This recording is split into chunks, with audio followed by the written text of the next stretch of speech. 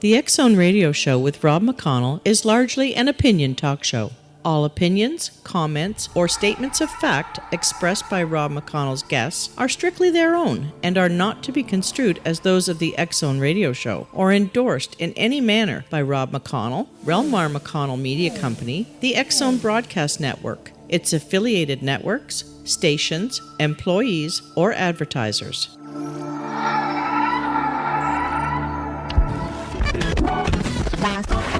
All Hit Radio.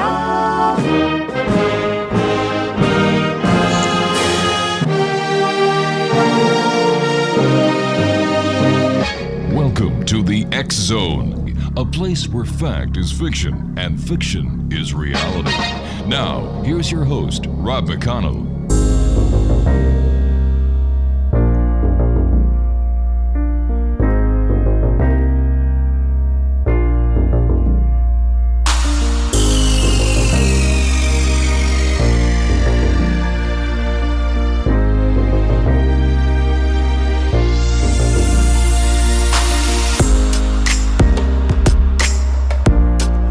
And good evening, one and all, and welcome back to the X Zone. I trust everyone had a super weekend.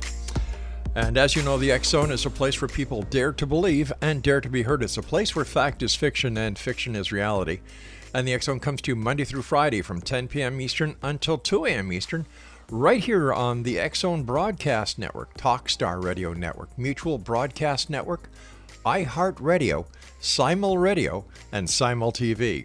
If you would like to check out the programming we have available for you, 7/24/365 on the X Zone Broadcast Network, visit www.xzbn.net. My guest this hour, X Zone Nation, is James Abbott. And following a short scholarship to Trinity College in Hartford, Connecticut, James completed a bachelor's degree in politics. But that's what research is like for him.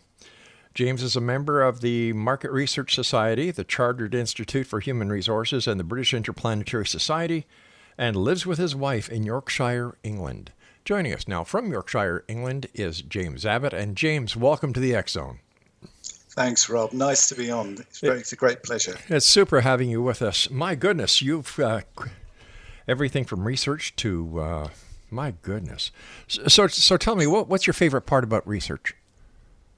I love research because it teaches you new things every day. You learn something new, whatever you're doing in the subject and whatever subject you're studying. I can't understand people who don't like to learn new things. Yeah, that boggles my imagination because life is a learning experience. From the moment we're born to the moment we say so long to this meat suit that we wear, we're learning. Yep, that's right. You've got a new book that's out. It's called The Outsider's Guide to UFOs, and it's published by Archway Publishing. Tell us about it. Yeah, it's a book that I wrote. I've been researching for it for about 10 years now, really. But it's a new book which tries to be different, which tries to write about not just a single theme or subject, which is what most books on UFOs tend to do, but to write about the whole phenomenon in terms of its history, the numbers of sightings, the characteristics of UFOs, right, and some of the best cases. And doing the research for your book, what, in your opinion, was the most fascinating UFO case that you had the opportunity of researching? Well, I mean, there are 40 of them in the book, and they're all carefully chosen to be pretty credible and pretty good. But I mean, I can give you two from maybe 100 years apart. Okay. The first one occurred in 1909 here in England, and it was a police officer who was on patrol in the town of Peterborough, down in the eastern counties of England. It was nighttime, it was dark, and he was amazed to see something vaguely cylindrical, but with lights at both ends, travel across the city and disappear in another direction. Now, being a police officer, even in those days, you didn't go around telling people you'd seen things in the sky. And so he kept it to himself for about 2 weeks until the local newspapers began to tell stories about people seeing this object or similar objects in the skies of England, in different parts of England, across the Midlands, in fact. Now, he then told his story, and the newspapers put together an account of all these sightings. Now, the interesting thing is, at the time, they called them airships, but there were no airships in the skies anywhere in Europe in those days, apart from in Germany, where they were prototyping some of the early Zeppelins. And they were very, very small and very secret, and they would never, ever have tested them over England. So that particular one is fascinating.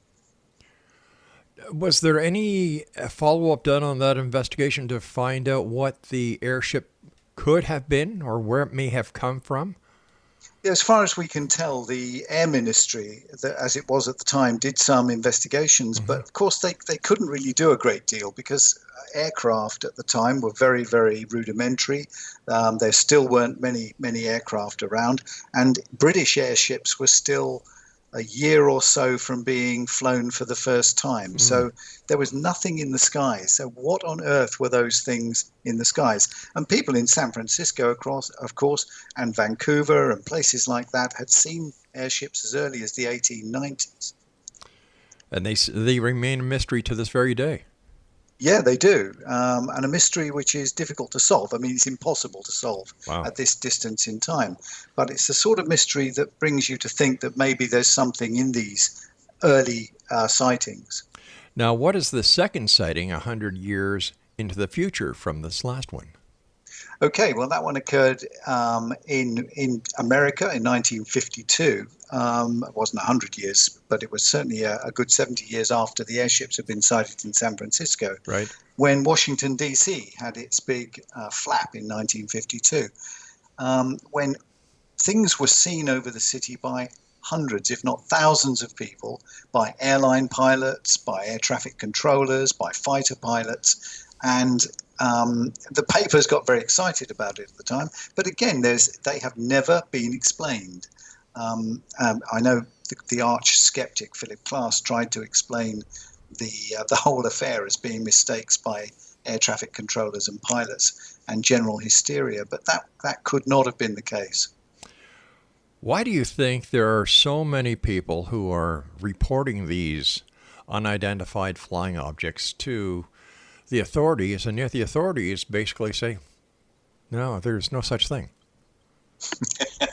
Yeah, that's the $64,000 question. I think, to be honest, my own opinion, and it is just an opinion on this, but my own opinion is not the same as the people who believe in conspiracies. I believe that governments do know a lot more about this subject than they tell us. Right. But on the other hand, I think they're as baffled by it as we are.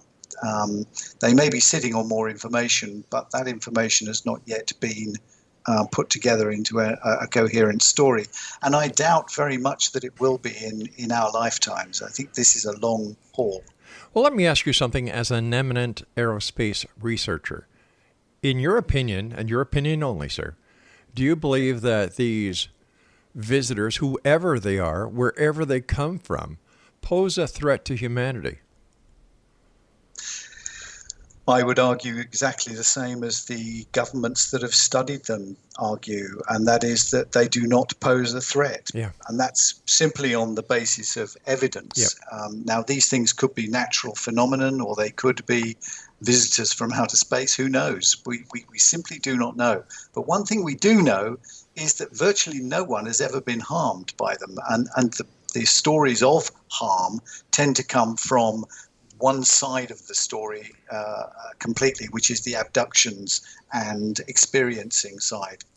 I have mixed opinions when it comes to the abduction scenario, because I've had the opportunity of speaking to people who claim to have been abducted, but the lack of evidence, the lack of proof that the abduction has actually taken place is only corroborated by hypnosis, and I give no credence to hypnosis whatsoever.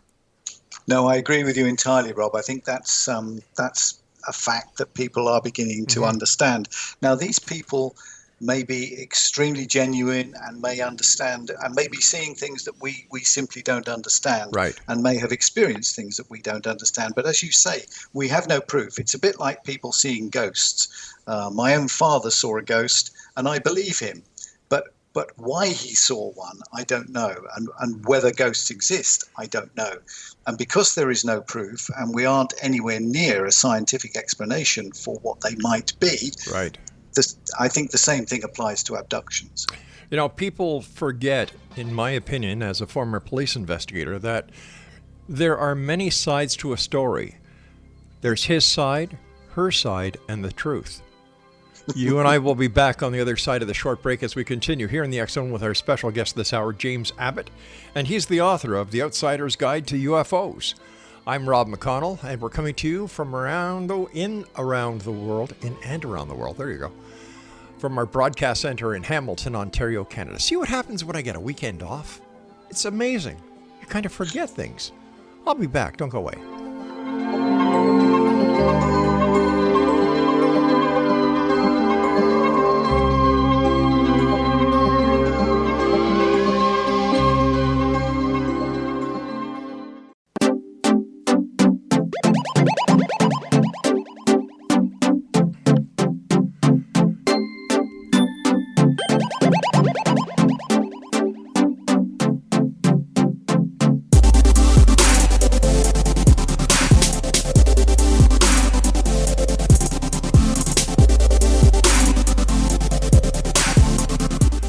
Welcome back, everyone. Every time Craig plays that bumper, I try to see a rear view mirror to see why I'm being pulled over by the cops this time. X Zone Nation, our guest this hour is James Abbott. He is the author of The Outsider's Guide to UFOs that is published by Archway. His website is www.jamestAbbott.com. England, I believe, also has a history with UFOs, unidentified flying objects, whatever they may be, going back to World War II, and they were called Foo Fighters. What can you tell us about this? Oh, Foo Fighters were an incredibly fascinating story from the Second World War, which was the lighter side of the stories that came out of a really terrible conflict. But they were objects and lights which were seen by aircrew, and they were seen by aircrew on all sides. At the time, it was the British and Americans that thought that they were German and Japanese secret weapons, right, and the Germans and Japanese thought they were American and British secret weapons. But they flew alongside bomber formations. They flew in between the bomber formations. There's a very good story of an RAF raid on Essen in 1943, when a flight sergeant who was captain of an RAF Halifax bomber saw a very large tubular object flying alongside him. And his crew saw, most of his crew anyway, the bomb aimer didn't see it, but most of the crew saw exactly the same object. So, again, you see, as far as we know, not a single military aircraft was ever damaged by Foo Fighters, as they were called. The term was an American one that was made up by American aircrew who got frustrated by being disbelieved by their intelligence officers when they got back. And they were the ones that first called them Foo Fighters. But there are photographs on record, and there are lots of individual witness statements to virtually every air force in the world. If you did just the four top ones, the Japanese, the British, the Americans, the Germans. You know, I've always believed that military intelligence is the most popular oxymoron in history. Yeah, I'd agree with that. Is it possible that the Foo Fighters were actually electrical static discharges caused by the airframe of the aircraft itself? Yeah, it's very possible. And in fact, a number of experiments during the war tried to recreate them to try and see whether that was what was happening. But nobody has yet done that. We know that there are electrical discharges in the air which get caused, but no aircraft, certainly that I've ever read about, has managed to recreate the sort of things that these Foo Fighters did during the war. They zipped into bomber formations and zipped out again.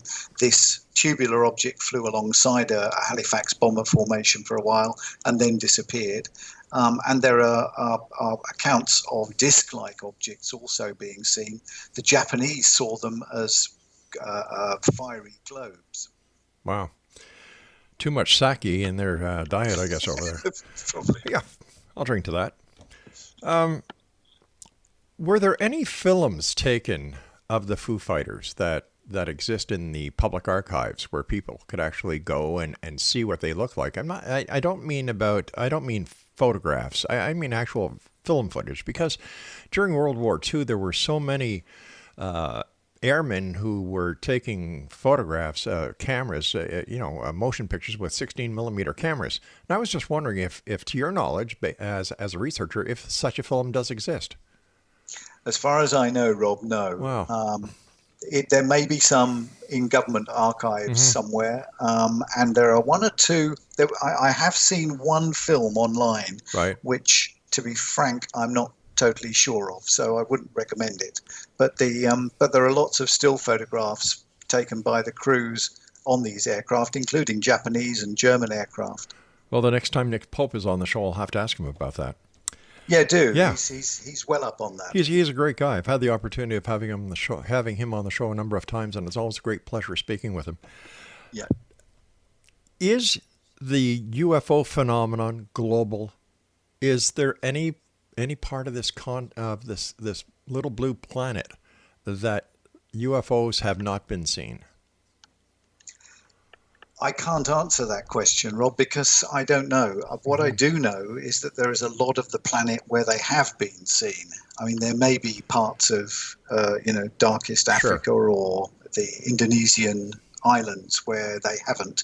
But we have reports. We know there are reports from China, from Russia, India, Australia, New Zealand, Canada, you name it. There are, and of course, virtually all of the countries in South America have records of this, and some of the governments, like the Chilean government, have set up special departments to look into it. It's funny, here in Canada, the UFO desk of the military and Royal Canadian Mounted Police has been disbanded, and all UFO reports are now being channeled to Chris Rutowski at a university up here in Canada. Yeah, I think that's pretty much what's happening to the subject in virtually every country, and it's partly because governments want to distance themselves from the subject, and also because they want to save money. The subject costs money for governments because the more records they keep, the more applications for freedom of information releases they get, and the more money that costs in bureaucratic terms. But wouldn't this be feeding into the cover-up conspiracy theory that so many ufologists actually believe is out there? I, for one, do not believe there is a conspiracy or a cover-up. But this certainly would feed that conspiracy theory. Yeah, I think governments have a difficult job here. I mean, they started after the war acquiring information on a phenomenon that they, at that time, they were really worried about, and they thought that they needed to know about, partly because they thought it was somebody else that was doing it. The British and Americans thought it was the Russians or the Soviets at the time, and the Russians and most of the countries of Europe thought it was either the Russians or the Americans playing silly devils. But the whole thing about this subject is that it has developed and matured over 70 years, so that now we actually have governments releasing quite interesting information without comment. I mean, the Department of Defense in the US released that video, or the videos of US Navy pilots seeing objects over the Pacific and the Atlantic, and those were extremely credible sightings. I've wondered about those because it doesn't make sense that all of a sudden the U.S. military is releasing this type of information after so many years of saying, no, they don't exist. Yeah, I think that's the big question that everybody's answering. And to be honest, Robert, it falls into the lap of those who believe that the governments actually don't know what's going on, and that they are really using little dribbles of information like that to see if anybody else can get to the bottom of it. This is potentially a huge subject, whatever these things are, whether they are meteorological phenomenon or physical phenomenon in the atmosphere, we don't know. But the point is, it is such a huge area of study that something has to be done about it. And I don't think, because it's global, I don't think any single government is ever going to get to the bottom of it. You know, I often ask ufologists, in today's technology, people are hacking into computer banks, whether it's the Americans hacking into others or others hacking into the Americans or the Canadians or the Australians, whoever. Yep. Why hasn't someone hacked into a database in the United States? And if there is information about UFOs, you know, just dropped it out on the internet, exposed it. That would be, in my opinion, the automatic fall of the U.S. government, because people would realize that the government had lied to them over all these years. And yet no one's done that. I know. I think what people have got to understand, I think, is that, yes, governments have lied to them, because governments always lie. They are, that's the way they govern. Sometimes there are bits of information that you cannot tell people. Yes. And that's for two reasons, or it's potentially two reasons. One is that the information is so damaging to the nation itself that you don't want people to know about it. And that brings into mind the sort of cover-ups that were run during the Second World War when disasters happened. The Americans slapped a huge secret cover-up on the Slapton Sands disasters just before D-Day. The British covered up the sinking of an aircraft carrier. It was done for what you'd call strategic reasons during the war and for everybody's good. But there are different sorts of cover-ups, and another sort is where the governments really are wandering around in the dark themselves. They don't know what's going on, and they're afraid really to let people know that they don't, because they think that might be more scary than whatever it really is. And then you've got the other possibility that it is a matter of national security, that by revealing this secret, you put the entire security and the safety well-being of the nation at risk. And I agree with that. You and I have to take our news break at the bottom of the hour, my friend. Exonation James Abbott is our very special guest, and his website is jamestabbott.com, and he is the author of The Outsider's Guide to UFOs. And we'll both be back on the other side of this break as we continue here in the X Zone from our broadcast center and studios in beautiful Hamilton, Ontario, Canada. My name is Rob McConnell. You can send me an email, xzone@xzoneradiotv.com, and to find out all about the great programming on the X Zone TV channel on Simul TV, visit www.simultv.com.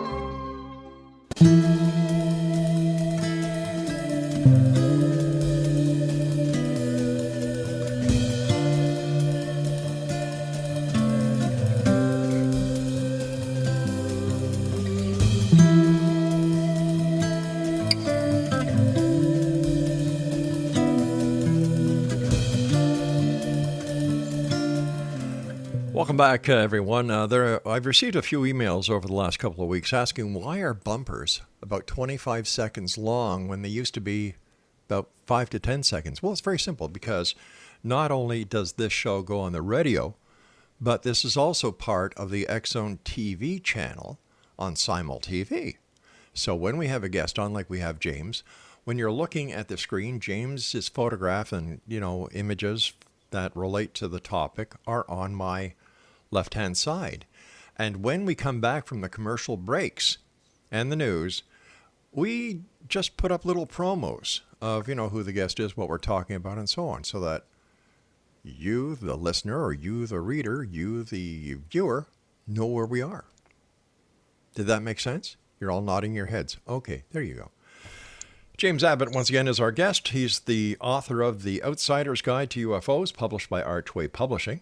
And why do you think, James, that the majority of all UFO reports on this beautiful planet of ours emanate from the United States? I think that's fairly simple. It's because the Americans are a very open society. They may not believe it at the moment, but they are. And they always have been. They always have loved freedom of information, perhaps more than any other nation on the planet. And I think, to be honest, the freedom of the press in Britain was one of our pride and joys. But the governments of European countries are much more careful about the information they release and the sorts of things that get into the press. So I think the Americans have the sort of culture which allows people to report these things. They also have quite an exciting culture. I think the Americans and Canadians are much more open to the excitement of the UFO subject, whereas some of the European countries regard it as a little bit... out there? Sorry? A little bit out there? Yeah, a bit out there, Yeah. a bit very unusual. And of course, they tend to be more religious, and therefore to have religious objections to the subject. So, yeah, the Americans are more open. Not to mention that there is a larger amount of alcohol being consumed, and the Americans are very sensationalistic. Yeah, that could be, but I think the Brits are pretty good at consuming alcohol as well. Only Guinness in the pubs. What is your opinion of the Roswell incident going back to 1947? Oh, that's fascinating, isn't it? I mean, that incident started the whole thing off, and you could talk about it for the entire hour because there are aspects to it which really puzzle people. But my big thing about Roswell is really that first thing that was let out by Colonel Blanchard when he announced to the press through Walter Haut, his press agent, his press officer, that a disc had been recovered. And the press release actually starts with a phrase which goes something like, to settle all the hysteria that's been going around over the last few weeks, we have actually recovered a disc. And that press release was incendiary. It was explosive. The newspaper printed the article with the headline about Roswell RAAF finding a UFO, a saucer, and that set the whole thing off. Now that alone raises my suspicions. Why would a colonel who's on the career ladder for general and eventually became a full general, why would that chap release that sort of press release when that news was something that only the President of the United States should be able to release if it happened in the United States, or the Prime Minister of Britain or the Prime Minister of Canada? That was not something that a lowly colonel should be releasing, but he did. Now, the question for me is why? You can set aside Jesse Marcel and all the other characters in the story for the time being, but the real mystery for me is why that press release was released. Because if the United States was trying to cover up a flying saucer, a secret thing that they had found and that they hoped to learn masses and masses of new technology from, they certainly wouldn't have put a press release out about it. Exactly. Plus, we know for a fact that during World War II, the Germans were working on a disc craft. And with the Germans coming over and working with the United States government, is it possible that what actually crashed was an experimental disc craft that the Americans had created with the help of the Germans who, came over and worked with them? Yeah, it's entirely possible that something that they tried didn't work and it crashed. And of course, there are other theories about the extraterrestrial side of Roswell, which Nick Redfern has recently published in one of his books, which is that it was a secret experiment gone wrong. Now, to me, although I'm not totally convinced by Nick Redfern's arguments. I do think that he's on the right track, because I don't think Roswell was everything that we currently know about it. Something was going on there. Big time. Big time. And I'll tell you yes. why I think there was something more to this. And once again, I've had Kevin Randall on the show. I've had Schmidt. I've had Jim Carey.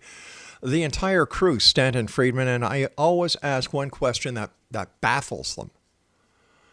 If Jesse Marcel, the base intelligence officer, goes to Brazel's farm, collects evidence, and as soon as he gets there, whatever he takes, puts into his vehicle, once he touches, it's evidence.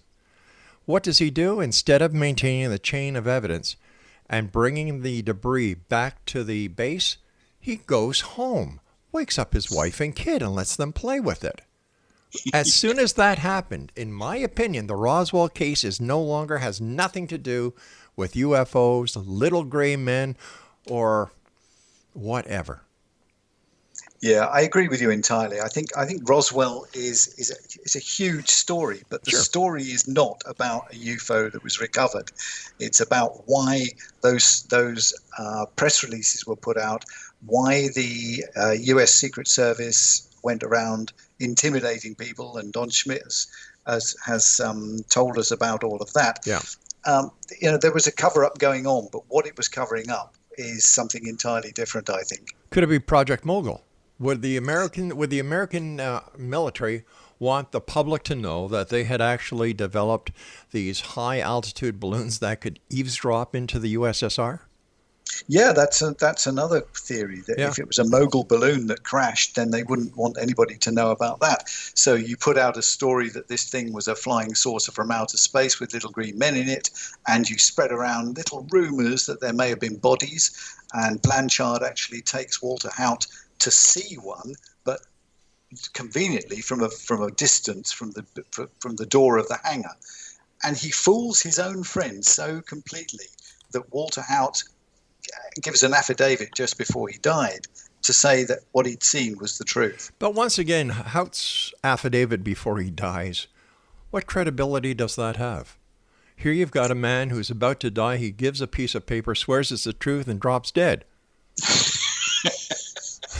Yeah, I think I would believe that he believed what he'd seen. Right, I agree with you there. It could be misinformation. Oh, sure. We touched briefly on alien abductions. What is your take on that? For example, the Betty and Barney Hill case, Travis Walton, two of the most renowned cases going.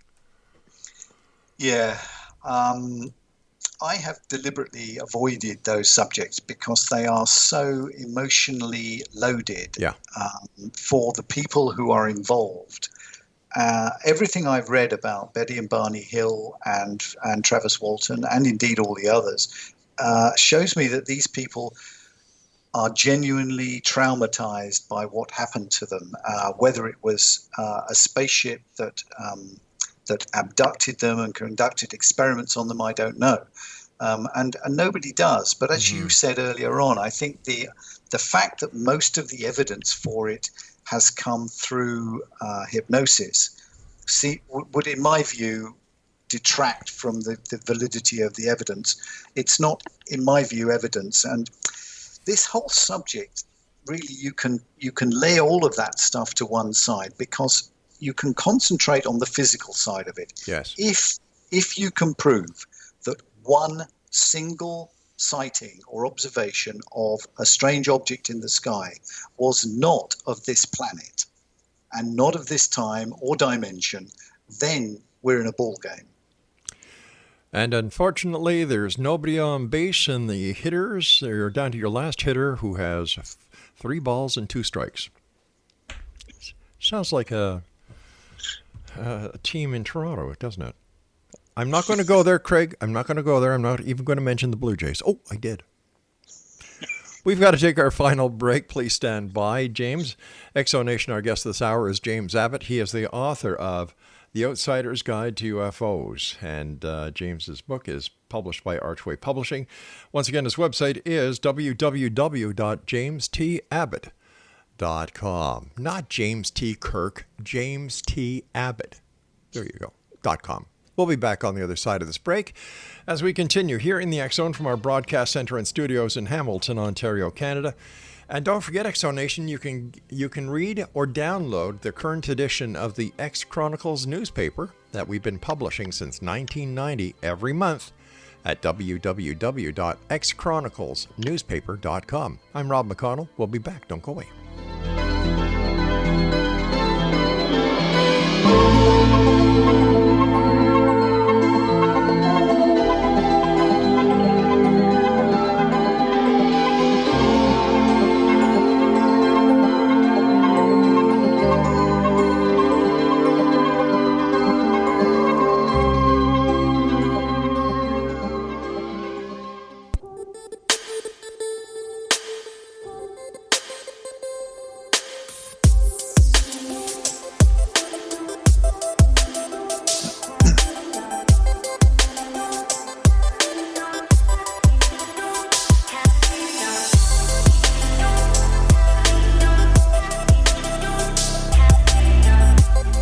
Exonation, our guest this hour is James T. Abbott, and he's the author of The Outsider's Guide to UFO. It's also published by Archway Publishing. It's available in digital, paperback, and hardback copies through Amazon and booksellers everywhere. James, in your opinion, what would you say is the skeptic's strongest argument against UFOs? I don't think they have a strong argument against UFOs because clearly UFOs exist. They exist full stop. People are seeing them all the time. Air pilots are seeing them. Military pilots are seeing them. Police officers are seeing them. The question here is what they are. And if you mean by that, what is the skeptic's strongest argument against visitors from another star system or another dimension or another time? Then again, I really don't think there are any strong arguments. However, equally, I don't think there are any real strong arguments that they are from another galaxy, time, or dimension. The fact is, we just don't know enough to be able to put together any strong arguments.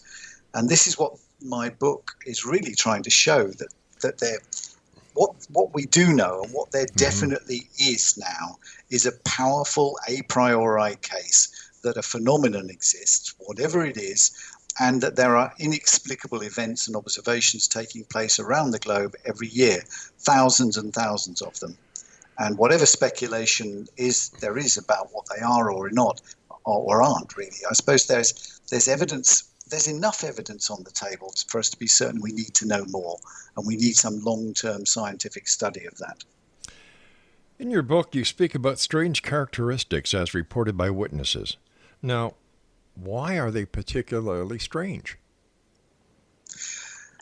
I think they're strange in the light of what skeptics like to claim. So if you think about UFOs, about things in the sky, most people think that the misperceptions are really about myth, about the myth of films and books and TV.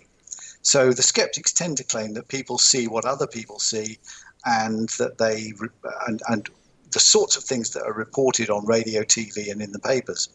So if you take those two arguments as examples, I find it strong that people don't report what is portrayed in science fiction film, whatever time they're living in.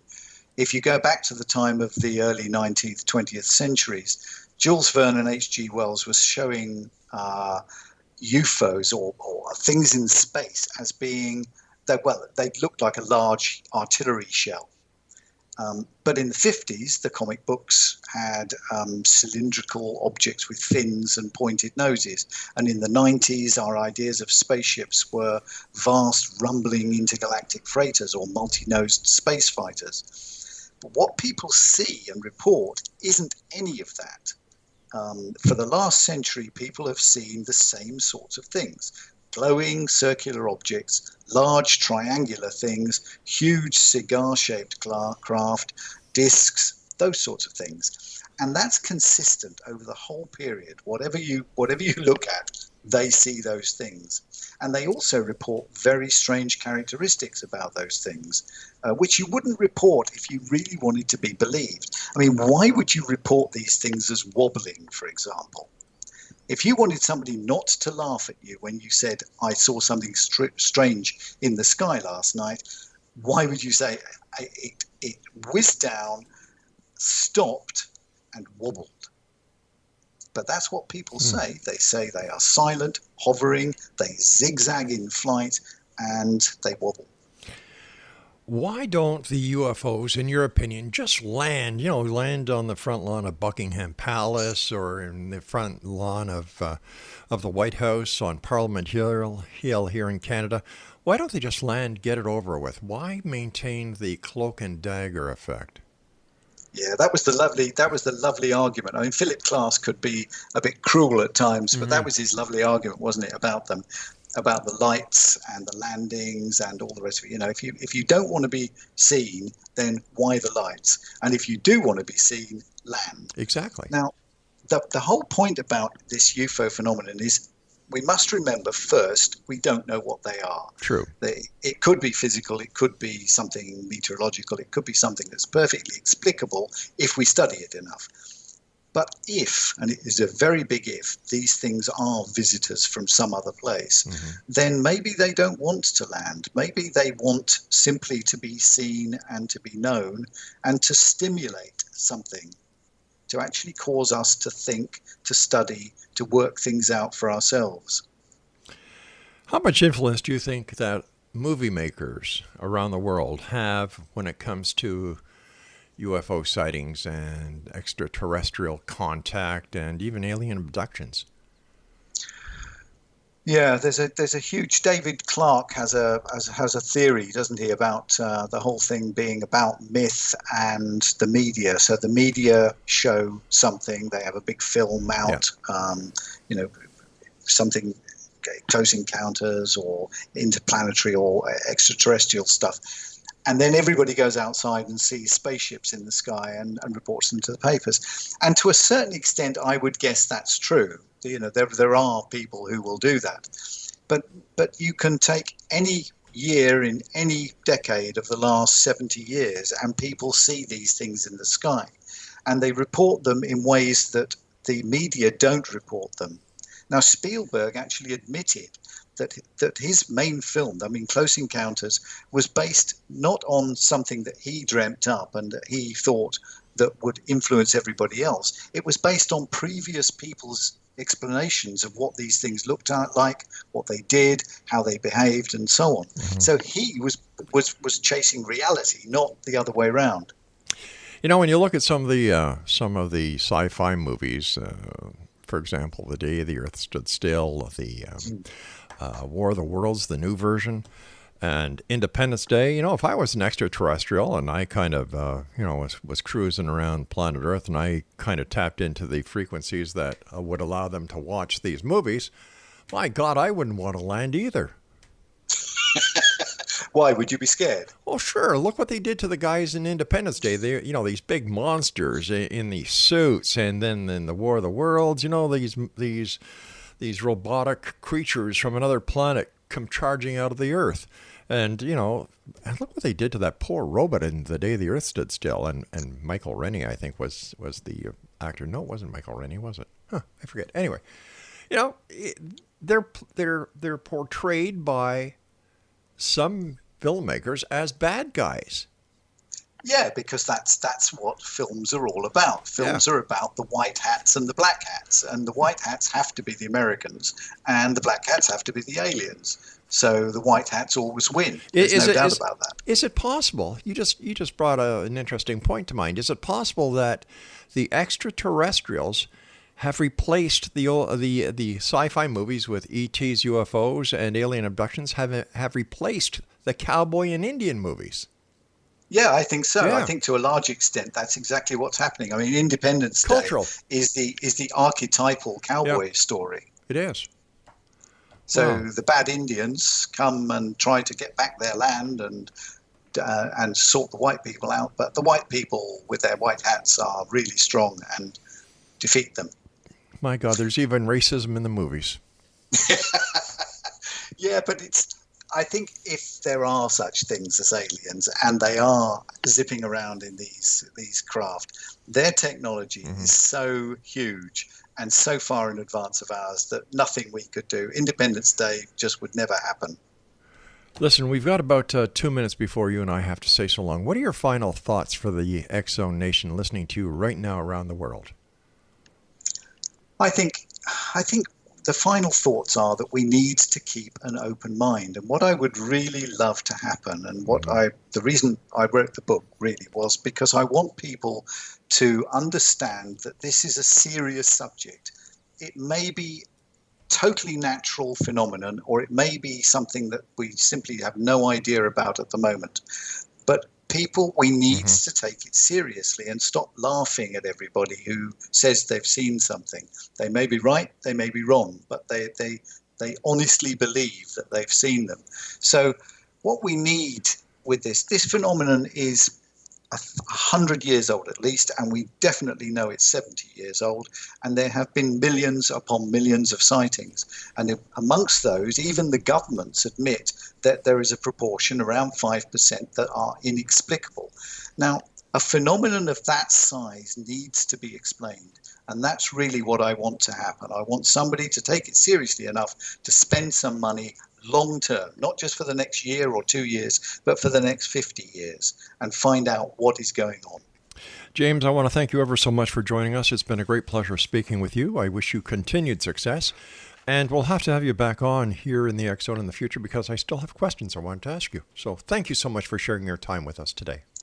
That's great, Rob. Thanks very much indeed. It's been a privilege and a pleasure to be here. Take care, my friend. Be well. Cheers. Cheers. Exonation, our guest this hour has been James T. Abbott. He is the author of The Outsider's Guide to UFOs. It's published by Archway Publishing. It's available in digital, paper, and hardback through Amazon and booksellers everywhere. His website is www.jamestabbott.com.